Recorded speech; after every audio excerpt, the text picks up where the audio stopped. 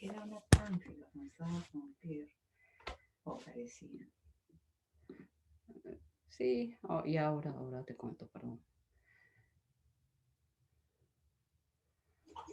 Hi, everybody, I'm sorry we are a little late, but I was in the link for the class. And I was with Brenna, with Mary Elizabeth, and Andy.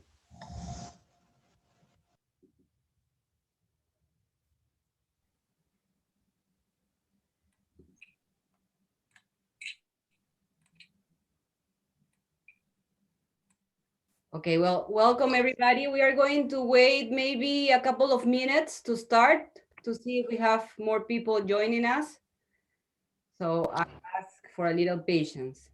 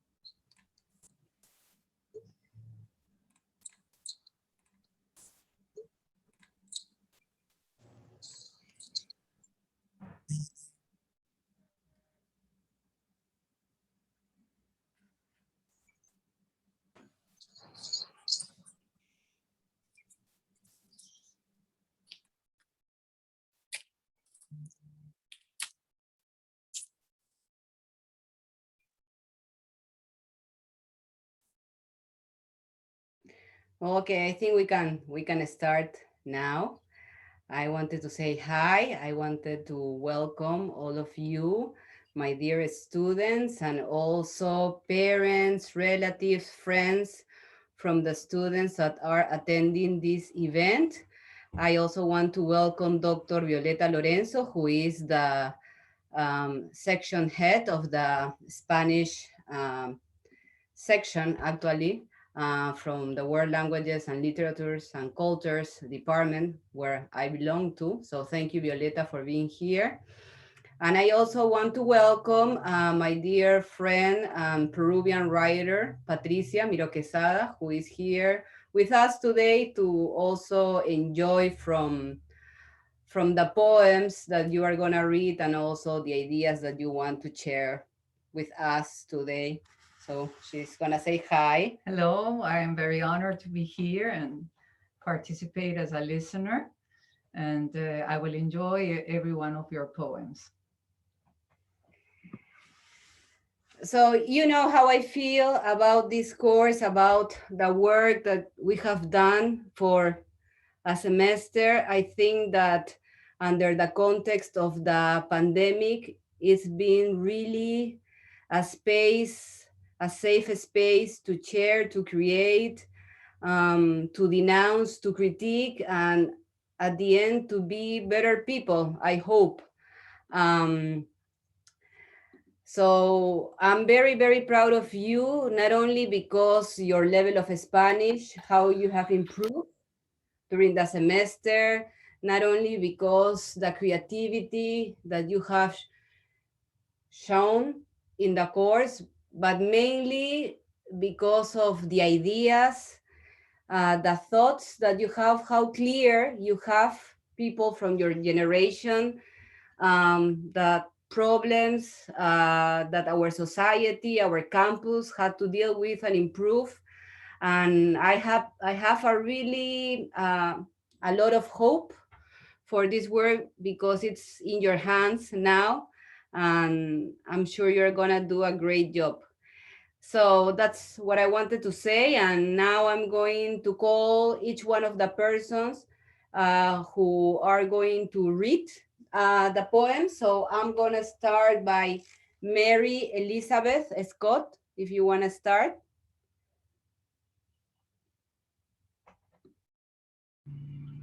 Yes. Hi, I'm Mary Elizabeth, and I have.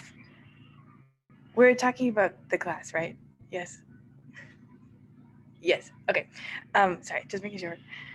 I've really loved this class because it has given me, and I think all of us, the opportunity to explore our abilities as writers and have a safe space to um, be creative and be vulnerable, but um, in the creative lane of writing, whether that's poetry or short stories or um, even through film. It's been nice to be able to learn about how to write um, and to be able to practice it ourselves in a space where it's not necessarily all about the grade, but just about learning. And yeah, it's been really cool. I've been a really big fan. Very grateful. Thank you, Mary Elizabeth. Would you like to share your poem with us now? Yes, I would love to. Thank you. Of course. So my poem is called. One moment. So sorry. My poem is called Lo que imagino que me encanta sentir, and this is okay. Um, sorry. El principio, cauteloso, tímido, excitante en su incertidumbre y novedad, pero la fuerza no se encuentra en lo fugaz, en cambio, la paz. Familiaridad de la misma manera que el río y el motero se conocen con el tiempo, las tormentas y la presión y el sol y la cercanía, moldeando los dos juntos, cerrada y ave, palma en palma, emparejando, felicitando las diferencias que acentúan las fortalezas del otro y las debilidades, fortificado, cubierto, sus fragilidades cubiertas por los excentros del otro. No hay duda en lo que fue construido para ser fuerte. No hay fin. Y es todo. Muchas gracias. Very beautiful. Well, thank you, Mary Elizabeth. I'm gonna call now Savannah Hickman. If you would like to share some thoughts about the class, about creative writing, about your experience in this course, and to share your poem with us. Absolutely. So I actually wrote a short little blurb, and I just wanted to echo your sentiments, Profe, que the pandemic really has created a really tumultuous time with a lot of challenges. I think a lot of loss and sadness and change for all of us. And I don't think that I personally, and I'm sure a lot of people can agree, really realized how much of a toll that had really taken on everything that I was doing with school and my personal life. And so coming into this class and being able to just share creatively in a space with people who have been generationally seeing the same issues and been in school at the same time and just kind of experiencing a lot of the same thoughts and feelings about things, and all of us just being really open and caring towards each other when discussing, like what has led us here and the things that have made us us through our writing. I think a lot of us have expressed that in our poems, whether it was the main focus or not. And I also just wanted to say thank you so much for the coordination with, like Mary Elizabeth said, all of the famous authors, poets, directors, and really just anyone with any sort of creative success who has some inspiration and words of encouragement to lend to us, because we are, so early in all of our journeys that it's just been incredible to see that we're still going. We still have so much time. We still have so much space to grow, and getting to hear about how others have grown in that space as well, especially in Spanish, has been so wonderful. And so I just want to say, Eres un sol. And my poem is called Mi Madre y el Aire. Entonces, cuando era niñita, me encantaba despertarme temprano. Caminaba a la cocina para comer mi bowl of Cheerios. Mi madre siempre me ayudaba a prepararme para la escuela. Fueron mi madre y el aire. Cuando era niña, me encantaba cantar, bailar y jugar todos los deportes. Practicaba muchas horas para mejorar mis capacidades para ser la mejor. Mi madre siempre veía mis juegos y recitales de baile. Fueron mi madre y el aire. Hace muchos años encontré la pasión de escribir. Entonces escribí una carta al aire. Trataba de hablar con el aire, pero el aire nunca me respondió. Nunca he tratado de hablar con el aire desde esta carta, pero a veces finjo que el aire me habla a mí. Ahora soy adulta, me encanta vivir todos los días de la manera en que prefiero. Me siento completa con mi vida y todos sus altibajos. Mi madre aún me apoya en todo. Son mi madre y el aire silencioso. And this poem is really special because my mom is here today. She turned her camera on for everyone. Hi, Mom. Thanks for being here. Thank you so much, Savannah. And thank you to your mom for have created such a beautiful human being as your daughter, señora. Muchas gracias. So we are going to continue with our reading, and I'm going to call Hunter Gab, if you would like to read your poem. And if you want to share some thoughts about the course, that's fine. If not, you can just read. That's up to you. I think everything I could say just about this. I very much enjoyed this course and just kind of seeing all the different styles on display. I'm planning on going into work as a translator, so being able to see just how everyone handles the language and writing fiction has been very useful to me. As for the poem, it's a Mire al Cid. Mire al Cid, el campeador, montado a caballo, vestido en armadura, ruidoso con armas y las vidas de los hombres. Alegría y temor. Yo sé ya que está muerto, pero ellos no. Mi enemigo, mi aliado en este campo, sabe ya ese reino que ganó una valiente noche. A la anca de Babieca, caballo tan noble como su caballero, una bofetada resuena, más que el escándalo, y se va a último ataque. El ruido se mueve por el espacio de respirar. Respira, cascos en tierra. Para los moros, imagino miles de cascos así. A los moros mandó la imagen de desastre santo, una última justicia contra ellos que mató al Cid solo por fe y paciencia diabólica. Ora un momento para un día más de creer en el Cid, que su leyenda, su imagen, puede mudar a los miembros, poner el oído en la boca, muerte en lanza y no en el campeador. La mitad está en la mitad de las líneas. Hay un tirón en la lanza temible, después en la línea infiel. Dios, el campeador, el Cid trae victoria del cielo. Thank you, Hunter. It's been a pleasure to work with you this semester. Hunter is one of our graduate students interested in translation and, well, Hispanic literature in general. And he's a special, I think, atraído for this kind of topics that he is addressing in this beautiful poem. Thank you, Hunter. So please, Gracie, would you like to say something about the course and then read your poem or whatever you want? Thank you.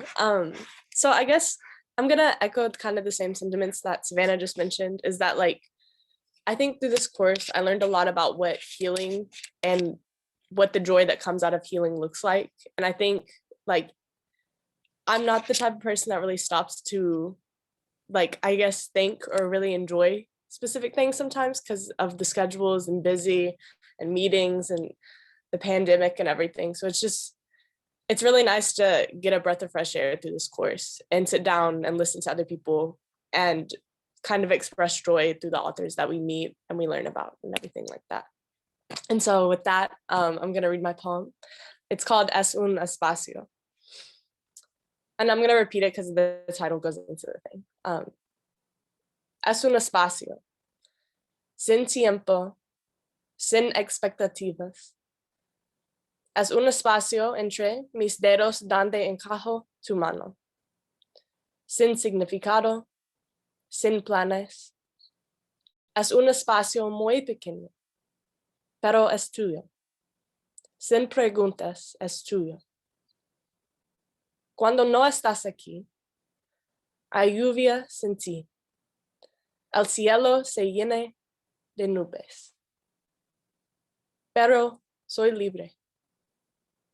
No te espero. Mis dedos se ocupan de otras cosas. Tengo sueños donde mis dedos construyen montañas, pintan el cielo. Pero siempre they wonder. Pero siempre they dream. Por ti, por ti. Thank you. Thank you, Gracie. Thank you so much. That's a beautiful piece. Brenna, would you like to say some words and then read your poem? Yeah, of course. So when I signed up for this course, I was just trying to find like another Spanish class that would be a little bit different. Just going and speaking my third language, it was you just kind of roll through going through different courses and they're kind of required, but this one was so much different because it was a special topic. And whenever I perceive myself, I don't really consider myself a creative writer. I'm usually not one that is as creative with what I'm able to put down on paper because my brain just goes so quickly sometimes that I don't really know how to express what is really internalized. And so this class has really given me that outlet that I've never really had before, with just thoughts and struggles that I have been able to keep in for so long. And it's just been so nice to be able to have a community that surrounds me in this course. And I know so many other people can say the same thing, that we've really found a way to connect with each other and share our own experiences. And I think that's really beautiful with what you've created in this course. It's just such a safe place, as well as you really allowed me to find the creativity that I could not really find in myself beforehand. So I thank you for that. And so without further ado, I have my poem, and el nombre de mi poema es Sin autocrítica estaré perdido o seré libre. Mis capas ahora están compuestas por los ojos que no son los míos. Tanto es así que solo mis ojos ven mi propio cadáver a través de los ojos de los demás. Todos juzgan un libro por su portada y basan su juicio de mi descubrimiento en el ser incansable que la feminidad dice ser. Incluso si han dominado el arte de ocultar sus ojos perspicaces, a través de sonrisas y hacimientos escanean toda la superficie de mi cuerpo para finalmente recibir el veredicto, mis defectos. Grueso, musculoso, robusto, completo. Conquistan mis cicatrices, mi piel, mis estrías, la forma en que tu ropa cuelga de mis hombros, la forma en que mis pantalones se envuelven alrededor de mis muslos, la forma en que mi estómago se aprieta alrededor de mi ropa interior. Conquistan mis defectos y me los dan a conocer. Y luego sus miradas se transforman en comentarios pasivos. Una voz que ahora atormenta mis oídos y se niega a oír. Comentarios que se vuelven tan frecuentes que mi espejo se ha entrenado para ver solo mis defectos. Trabajo para ignorar los comentarios y crear una mejor versión de mí misma. Una alimentación más saludable, actividades más saludables, una alegría que casi me arranca la voz de la cabeza. Bajé de peso, pero los comentarios se siguen repitiendo.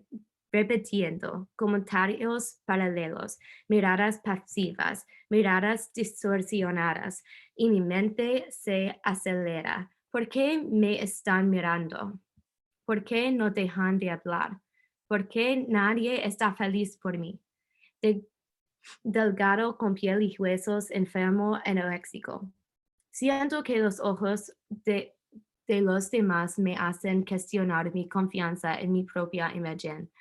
Porque nunca tendré el tamaño perfecto a sus ojos. Porque si soy piel y huesos, no hay nada que amar. Si soy demasiado grande, hay mucho que amar. Todavía como frutas y verduras, pero no ahora también que he consumido por error tantos comentarios nauseabundos que me hacen latir la cabeza, que de repente ya no tengo hambre.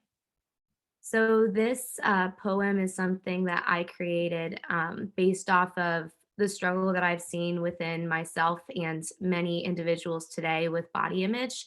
And I think it kind of shows that in my struggle and interpretation of loving my own depiction of myself, I have to shy away from what other people think of me because eventually it'll just become my own thoughts. And I think that as a reminder for everyone else, like the only thing that really matters is our own perceptions of ourselves and not the perceptions of others. And that really has helped me throughout my time of being here today. Thank you so much, Brenna. At the end, I'm gonna try to talk a little about the topics that you are discussing in your poems and all these realities that are really painful, no, and that impact our experience of life. I'm gonna ask Esti if she wants to read her poem and maybe say some words about your experience with creative writing and the class. Thank you, Esti. Good job, Brenna. I love that poem. I actually took this class thanks to Alex. She's in the class as well. And I am very grateful for it because it just gave me the opportunity of exploring something I've never explored before. And I think just the environment of the whole class was very safe, and I was able to write not just a poem about something that's very problematic for me, but also a short story. And I just felt very safe in sharing and writing about these things. So yeah, that's okay. I'm gonna read my poem now. Mi espejo y yo. Me miro en el espejo, soy demasiado gorda. Lo miro otra vez, soy demasiado gorda. Pienso, no voy a comer mal nunca más. ¿Qué es malo?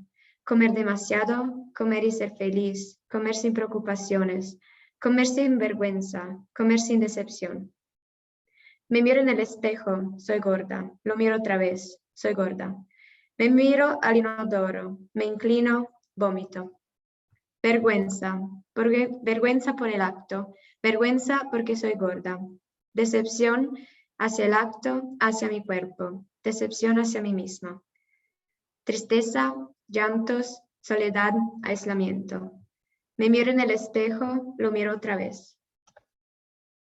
Yeah, so I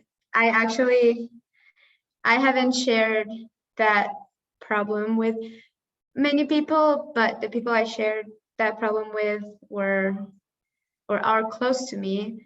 And I was also very surprised that I was able to share this with strangers. And I think it just helped me understand that it's okay. And there's other people going through what I go through. And it's just something that we need to work on. But it just gave me relief to share this. So thank you.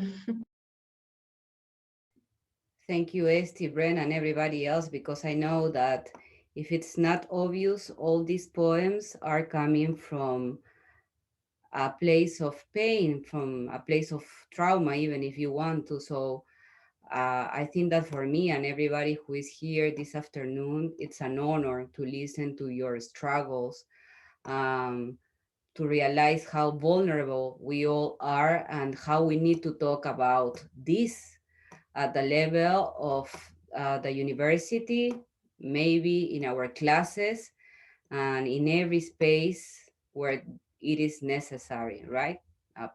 We need to talk more about this. Thank you, Esti, and I am going to ask Paul Grambling to read his poem, and if you want to say some words about your experience with creative writing.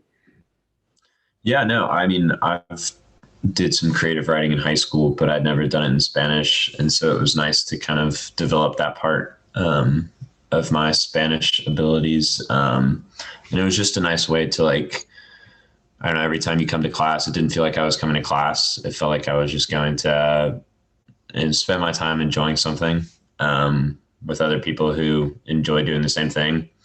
And it was just a really good space for creativity and inclusivity. It was just a really good experience every Tuesday and Thursday to see everyone and just talk.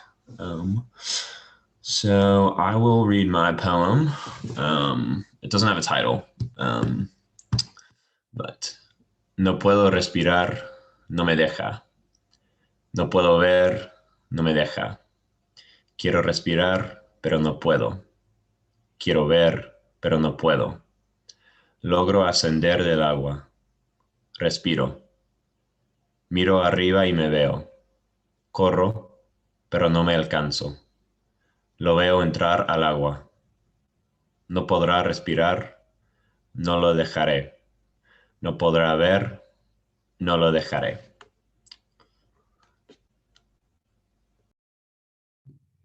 Thank you, Paul. Thank you so much. I remember saying when we read this poem in class that it was very philosophical, and it's just amazing how we can share and create and transform, because that's, I think that's what we have been doing this whole semester, transforming dark into light, no? And healing what has been wounded. And as we always talk in class, this won't happen unless you get into a place of vulnerability, and how much as a society, as a community, we need to be more vulnerable to reach this kind of connection and collective healing that I think happened in this class. So I'm going to invite Andy from Bolivia to read his poem. Hey everyone. So I joined this class because I needed an elective. But no, seriously, it was because in high school, I loved creative writing. And as I went through college and stuff, I just didn't have the time to continue doing what I enjoyed doing. And so seeing that this class was being offered, especially in Spanish, to me, it was like, okay, it's going to force me to go back into what I want to do, but also be able to improve my Spanish skills a lot. It's been a nice little break from what's considered a typical college schedule by being able to just express my feelings with my professor and with classmates that also like to do the same thing that I like to do. And so I wrote this poem, a little backstory. In 2016, my senior year of high school, my dad was the victim of medical malpractice, and he unfortunately had to go through emergency surgery. And during the surgery, there were a lot of complications, and my mom was a mess. My cousin who was living with us at the time was a mess. And I, being the man of the family at that point, I had to not to show that kind of fear that I was feeling like they were, and I had to just be, the man for them, and I wasn't able to express what I really felt. So instead, I decided to write about it, and I wrote this poem in English originally, but I translated it to Spanish for this class.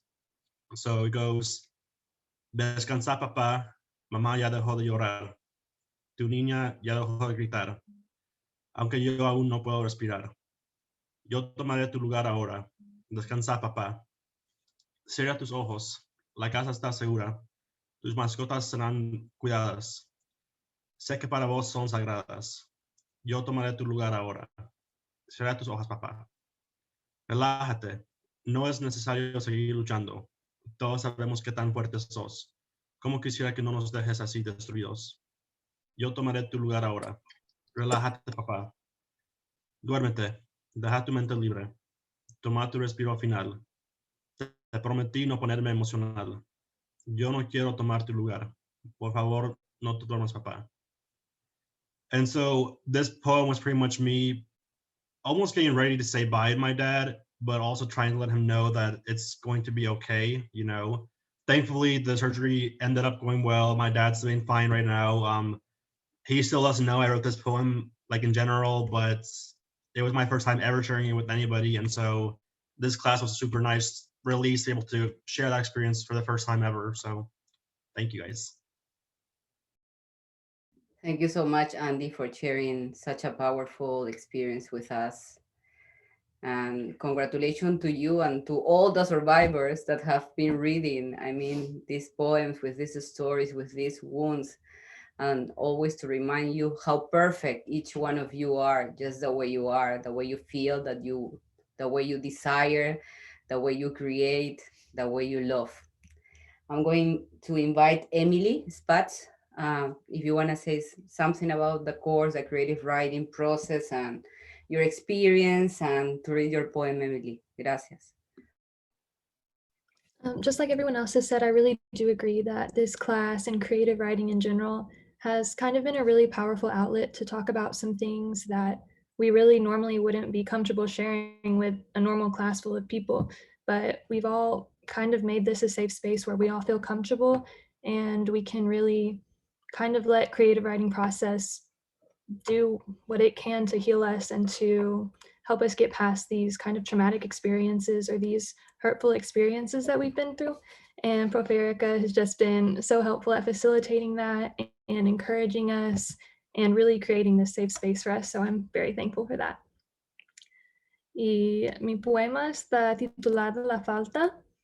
Y me acuesto a dormir, el único lugar en que puedo encontrar consuelo desde que te fuiste.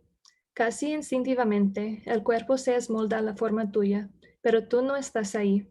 Mis recuerdos de medianoche pululan en mi mente. Extraño tu beso, tu abrazo. Extraño cómo me hiciste sentir. Ser abrazada y sentirme querida. Te extraño.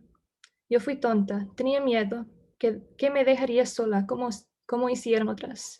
Te dejé primero, para que no tuvieras la oportunidad. Eso es de lo que me arrepiento. Te extraño.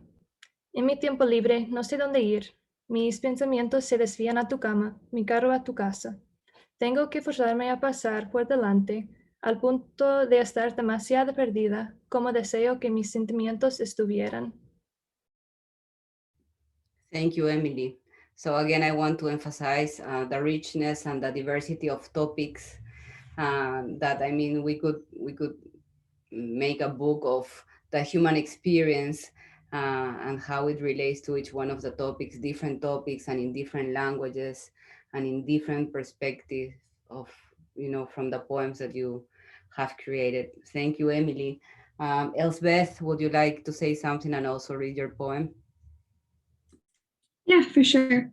So hello, everyone. I'm Elsbeth, and I took this class because I've had previous classes with Professor Almenara and loved them completely every time.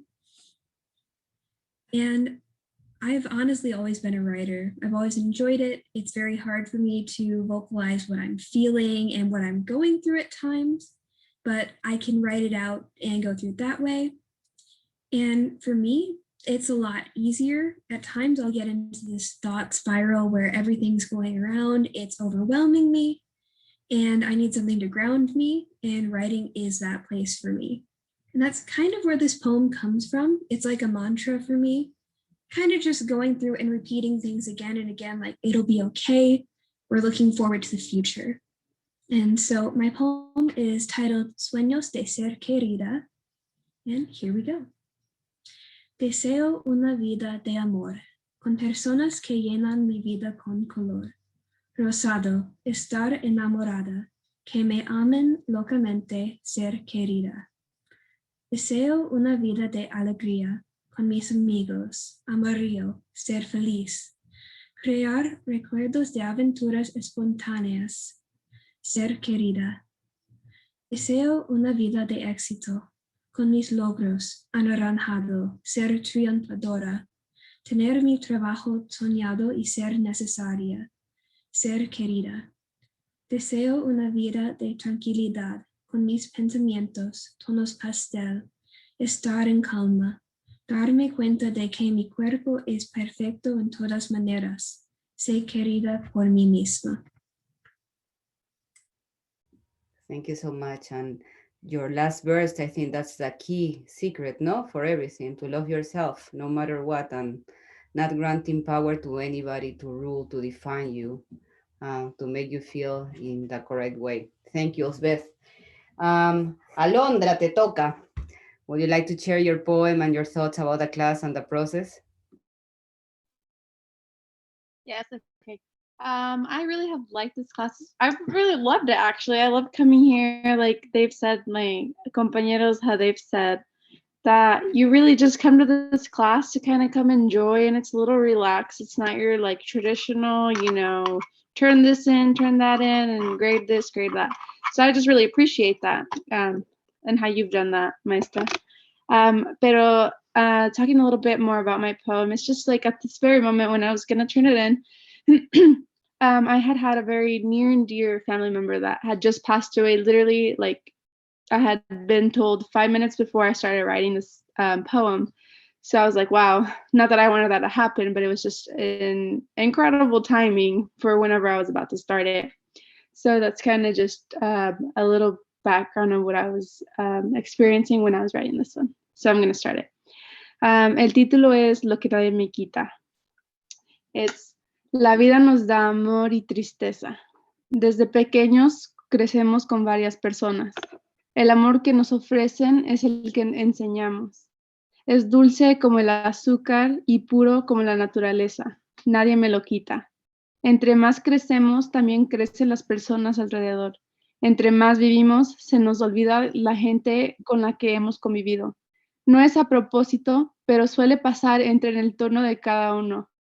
Conocemos a personas que nos ayudan a formar la vida que tenemos, pero entre tantas cosas pasando, se nos olvida comunicarnos con ellas. Nadie me lo quita. Aunque vivamos la vida con mucha prisa, tendremos que acordarnos que la vida no avisa. Entre más vivamos sin darle importancia a las personas, poco a poco se nos irá el tiempo que conocíamos.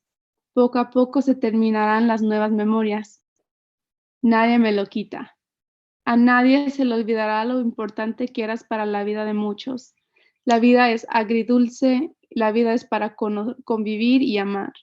La vida es para gozarla como tú la gozaste. El universo me quitó a ti, pero lo que nadie me quita es tu amor. Gracias. Thank you so much, Alondra. A beautiful piece. And again, thank you to all of you for putting yourself in the vulnerable place, because we are sharing things that are very intimate from ourselves, not only with our classmates today, but also with other friends, other students, other professors as well. So thank you. So I'm going to call the last reader, which is Ellie. And I don't know if you want to share some thoughts about the class, your experience with creative writing, and also share your poem with us, Eli. Okay. Gracias, profe. Yes, I would love to share some thoughts. I have been overjoyed to be in this class, honestly, because I'm in a weird place academically where I don't actually go to the U of A. I go to a different university, and I don't really have access to these things there, which is sucks, but also it's really special because now I can have a bit of a study abroad experience here. But it's been an incredible space where I legitimately feel comfortable talking. I don't feel like I have to constantly be shielding. And as a non-binary person and someone with a girlfriend, having you as a professor has been honestly life-changing. And to have someone who's older as a person who's alive, that's older than me, who reflects who I am, has been completely unique, and it has made me heal in a lot of ways, honestly, coming from where I'm coming from. So writing this poem and getting your thoughts on it, getting all of my classmates' thoughts on this poem has meant a lot, because I wrote it about my girlfriend. So, so I brought them in today. But yes, class in yeah, like 2 minutes. yeah. So they might dip. Okay, so mi poema se llama Cedro y Vetiver. El cedro, el vetiver, la sensación de una mantis encontrada en los pinos, la profundidad nueva, la envergadura nueva, la sensación de un durazno recogido durante un verano caluroso, el alma mayor y clara, la vida joven y brillante, la sensación de una cama hecha de musgo, protegida por un castro de morra, la ideología anticuada arando, la tierra novata y desamparada, la sensación de grava incrustada debajo de mis uñas, la aprensión queer, la piedra que cae, la sensación de insectos en la calabaza minúsculos, jóvenes y blancos al anochecer, el amanecer rosa, el rocio, la sensación de la tierra asentada. Y eso. Thank you so much. Thank you. And thank you all for reading and sharing your thoughts, your feelings, your wounds, your hopes today. And we mentioned that we wanted to reflect at the end of this event how creative writing, how language kind of allow all this magic to happen, all this healing to happen. And I think that some of you wanted also to share the needs of having different kind of courses with different conversations to find spaces, more spaces where you could actually learn what you need to learn, but also deal with other knowledges, otros saberes, right? So I wrote down that Brenna, Andy, Savannah, Aaron, Esty, and Mary Elizabeth Scott wanting to share something about the discussions, the spaces, or the needs that you have from the university as tools to receive, or spaces just to try to connect all of this with the community where we operate, right? So I'm just gonna let it be free, and if you wanna say something about that, just come and say it. Yeah, this is Brenna speaking.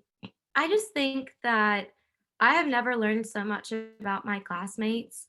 And like when you're in a time of struggle, you are definitely a little bit more concerned about your own well-being. And I can definitely say that I am the same way. But like hearing other people share their stories not only makes you feel like you're less alone, but it also makes you realize how many things that we need to like really consider when we're in a learning process and in a learning environment. So for example, I think especially in the University of Arkansas, we really don't I don't think we try as much to use the correct pronouns, and we don't really have that discussion as easily, besides like whenever you go to a new class, usually your professor will ask, oh, do you go by a nickname?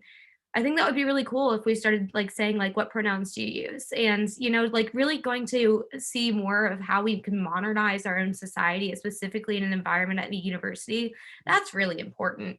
And so just seeing how this class has been working and has run, I think I've learned a lot about others and about myself. And I think that I would really like to see that more often in an academic environment. I completely agree. This is Savannah speaking, and this has really reminded me of this thought process behind professionalism, or like an educational standard in a classroom, where when we're reaching out to our teachers, we're expected to use a sort of format and specifically for me, I think most, if not everyone in here knows this about me, but I love to use exclamation marks. And that has been something like that I've been very deterred from doing in educational, professional, emails, messages, whatever it is. And this just reminds me of, first of all, who's to say that exclamation marks aren't professional? What's wrong with that? Some things like that, but also in a classroom, I don't know that I've ever sat down, other than in your class, Profe Alemana, that I've had a teacher say, this is a safe space. I'm going to share something about myself so that you know that you can share this, because I think vulnerability is awarded with vulnerability. I don't think you just can expect your students to want to form relationships with each other and with you if you're not willing to, put in that effort or have that same level of equalness and sharing.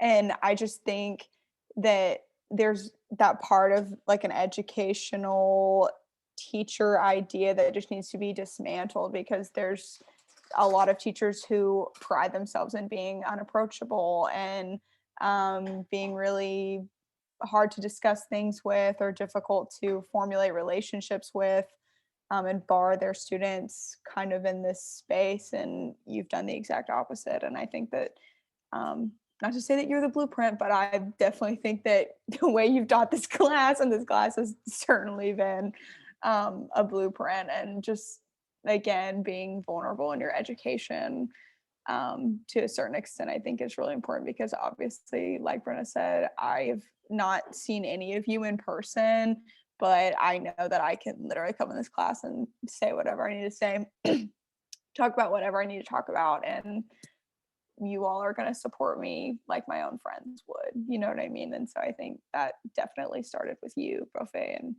I think definitely breaking down some of those educational stiff barriers could be a really key part in formulating relationships like that in education in general.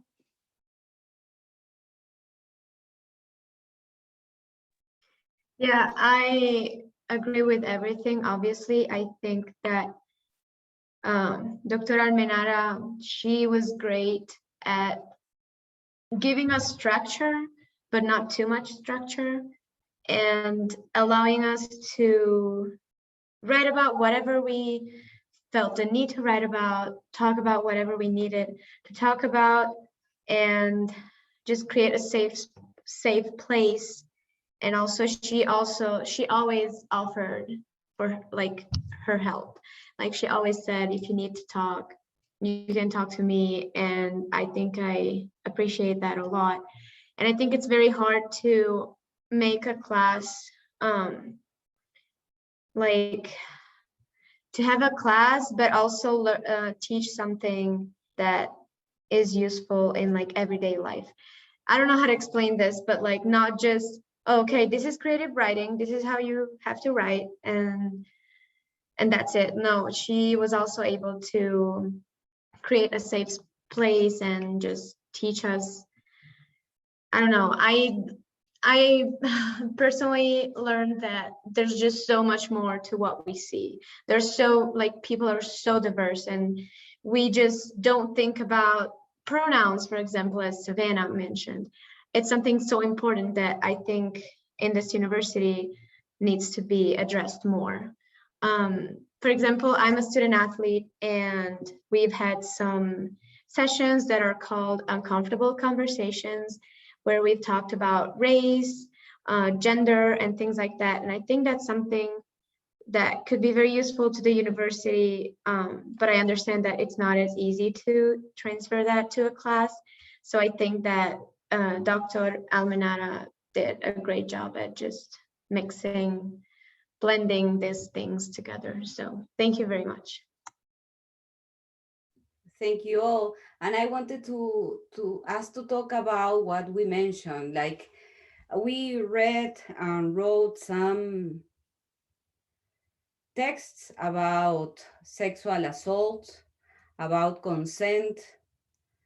And I think that we wanted to also talk about that.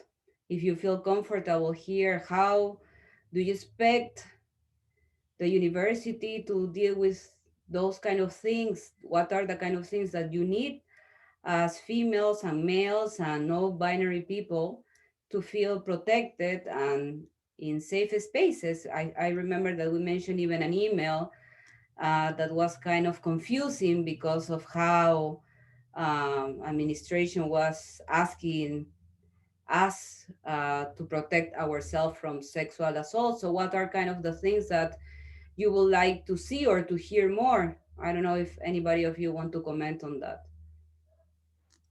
Yeah, I think after ST read her story, I kind of it reminded me to bring up the email and we started talking about it. So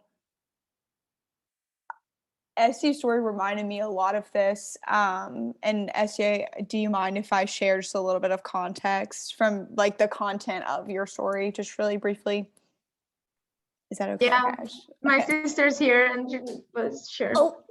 It's fine. No, go ahead. Go ahead. Go ahead. I was just gonna say very briefly, there was a sexual encounter between characters of ST's story, and there was a lack of consent in the sexual encounter, and it left the woman in this encounter feeling very in a position of self-blame and guilt and a lot of negative emotions that she really couldn't place, and that felt very obscure and just like couldn't understand like really where they were coming from. And then we discussed this email that all of us as U of A students received. If you're on this Zoom and you're not a U of A student, essentially we received an email that was supposed to be a big tackle on sexual assault and its presence in our community in Fayetteville and on our campus. And the word consent was not mentioned one time. And this was like a 4 screenshot email. I mean, this was written by a professional head of student affairs person. The word consent was not mentioned. There was a lot of victim blaming. As Profe mentioned, it was very much don't do this and don't do this by yourself and don't be here. And it put a lot of responsibility on mainly women across campus, but anyone who's vulnerable, to be protecting themselves instead of having a cultural and educational shift towards how do I ensure that people understand what consent is, how I don't violate consent, how I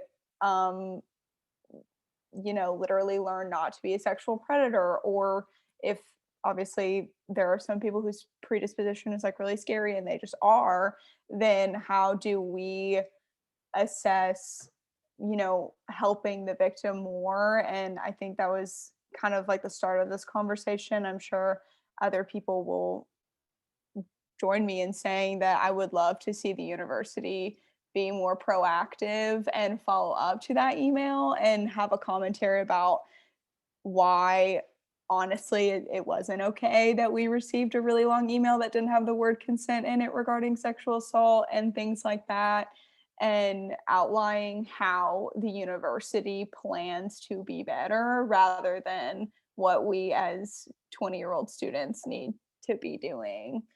Yeah, so that was just initial thoughts from that day that we specifically mentioned, but I'm sure my classmates have plenty to say about that as well. Yeah, absolutely. Going off of Savannah's comments of the email, I think we had pretty much a discussion based around sexual assault, sexual harassment within our community for the entire class period. And I think a lot of us were really upset to see how victim blaming can really impact our own interpretation of how we as people should be in charge, quote unquote, of what other people can how other people can impact us. And that doesn't feel very secure, and it doesn't really give you as much security as you would like. And when hearing about how college campuses obviously have individuals who have to deal with this on a weekly, daily basis, and I'm saying as in after the encounter, people are still affected by the encounter itself. Years down the line, weeks down the line, everyone interprets it in a different way. And I think that something that's really important to know is that usually the individual who is the assaulter or the person who is doing the act is not the one who is having to feel that damaging pain that is the result of such an act.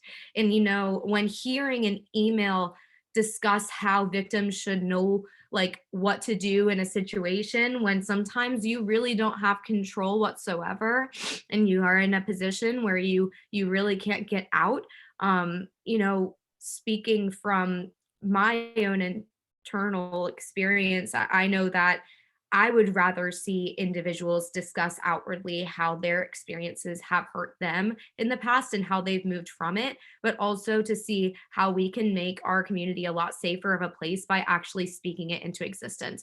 Like you'll hear things about like, oh, there's a student that this happened to them. So next time, don't be on Dixon and have a drink in your hand if you're 21. And you know, you think to yourself, okay, well, you know, that doesn't make a lot of sense because that means that I'm going to no longer have the same accessibility to what a college student would like to do because I'm not supposed to feel safe in anything that I do.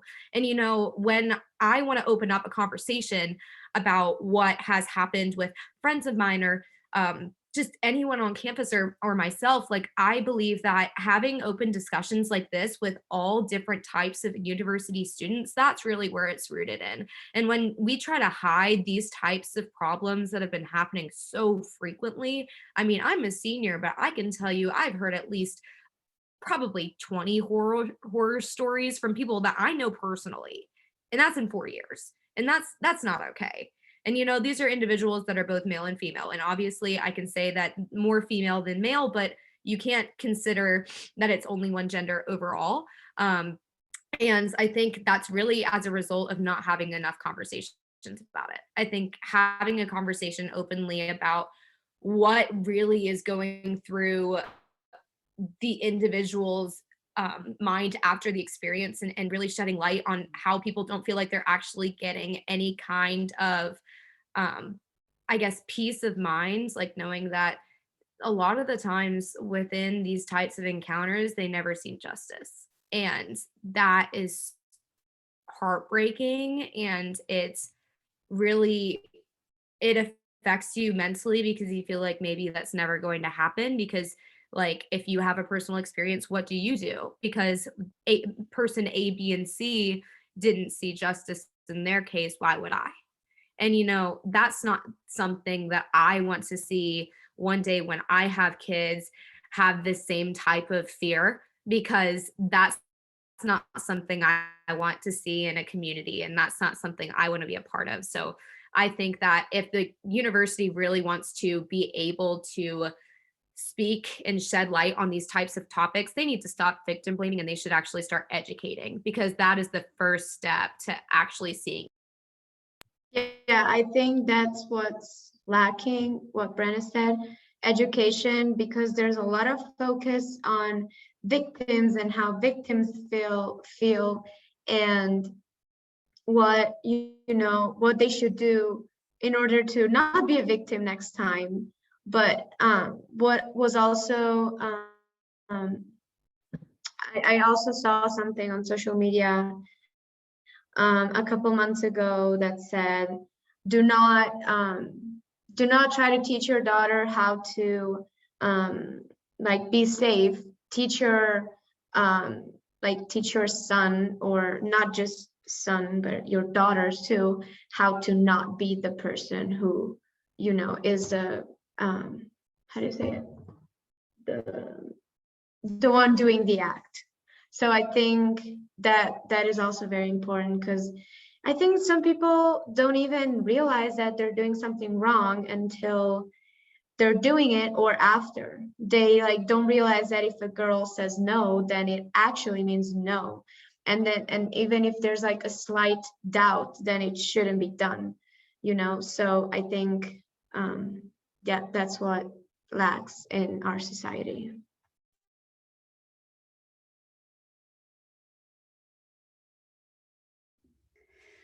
Okay, I think we are getting into the end of this event. Thank you to all of you who are here, the ones who read, the one who listened, the ones who expressed. And thank you for all the kind words that you have to say about me and the course. But as I said from the beginning of this course, this is a collective thing, right? So we made this course happen this way. I wouldn't have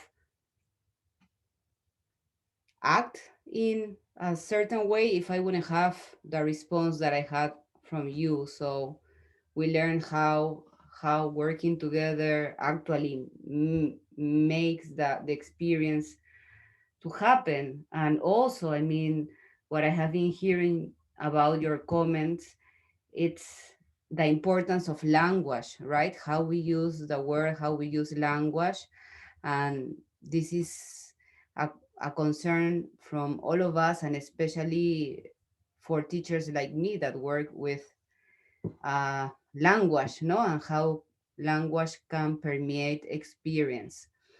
So I'm sure I'm gonna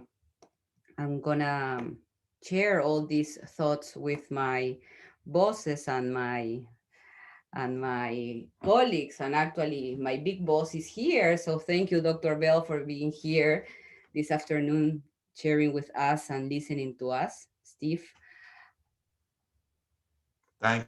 Thanks to you all for sharing and letting me listen in and be and join you today. I appreciate it. It was a very, very impactful. Thank you very much. Thank you, Dr. Bell. So I'll see you next class on Tuesday to talk about escaletas. And again, thank you so much. And we will continue sharing and growing and learning and feeling and being vulnerable. Thank you again. Muchas gracias. Nos vemos el martes. Nos vemos. Gracias. A ustedes, gracias.